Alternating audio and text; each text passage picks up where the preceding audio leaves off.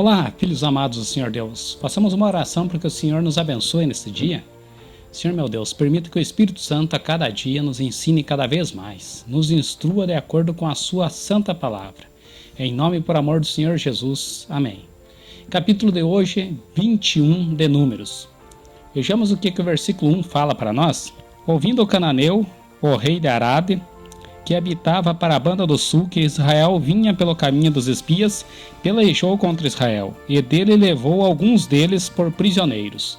Ou seja, quando o povo inimigo do povo de Deus estava sabendo que eles estavam passando por perto, já temiam. E o que eles faziam? Erroneamente se ajuntavam para pelejar contra o povo de Deus. Isso seria o correto? Não, porque se eles soubessem que o Senhor era a favor deles, não iriam contra o povo. Vejamos o versículo 2. Então Israel fez um voto ao Senhor, dizendo: se totalmente entregares este povo na minha mão, destruirei totalmente as suas cidades. E o que aconteceu? Vejam só, quando o povo se humilha e faz um voto, faz um pedido ao Senhor, o Senhor acontece o quê? Versículo 3.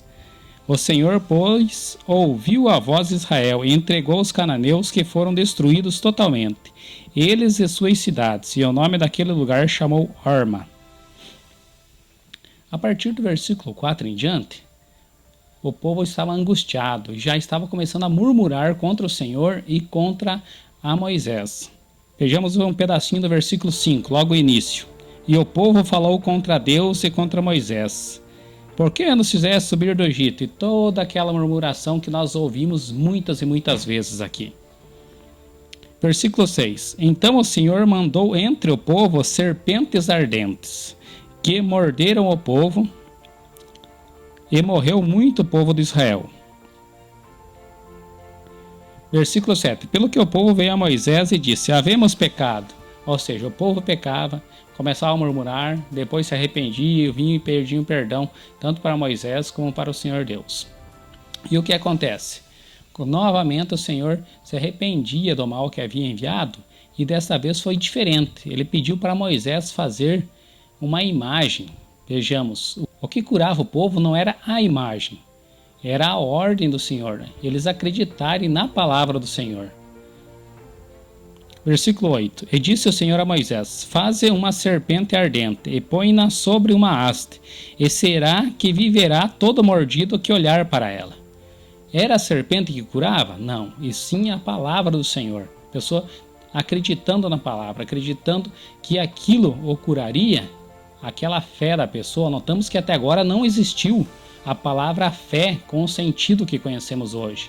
A palavra fé, quem institui ela é Jesus no Novo Testamento. Versículo 9. Moisés fez uma serpente de metal e pô-la sobre uma haste, e era que mordendo alguma serpente a alguém, olhava para a serpente de metal e ficava vivo.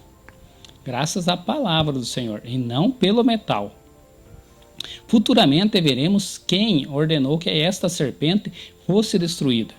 Por motivo de idolatria. O povo já estava idolatrando, se ajoelhando àquela imagem de serpente. Do versículo 10 em diante, o povo já começa a fazer uma nova jornada. E o que acontece? Mais reis estão no caminho. E os reis ficariam tementes ao povo e iriam atacá-los. Vejamos no versículo 21. Então Israel mandou mensageiros a Seom, rei dos amorreus, dizendo: olha só o que eles propuseram para este povo. Deixa-me passar pela tua terra, não nos desviaremos pelos campos nem pelas vinhas. As águas dos poços não beberemos, iremos pela estrada real até que passemos os teus termos. Ou seja, nós queremos apenas passar pelas suas terras, não queremos fazer nada, nem daremos prejuízos a ti, nem nas vinhas, nem nos campos e nem na água. Porém, Seom não deixou passar Israel pelos seus termos. Antes, Seom congregou todo o seu povo e saiu ao encontro de Israel ao deserto. E veio a Jaza e pelejou contra Israel.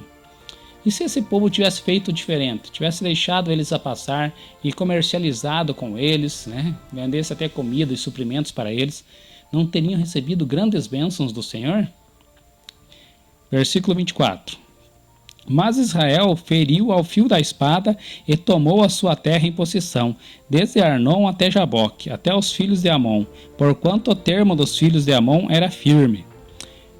Futuramente nós veremos o que esse povo, os que sobraram de Amon, farão e tentarão fazer com Israel.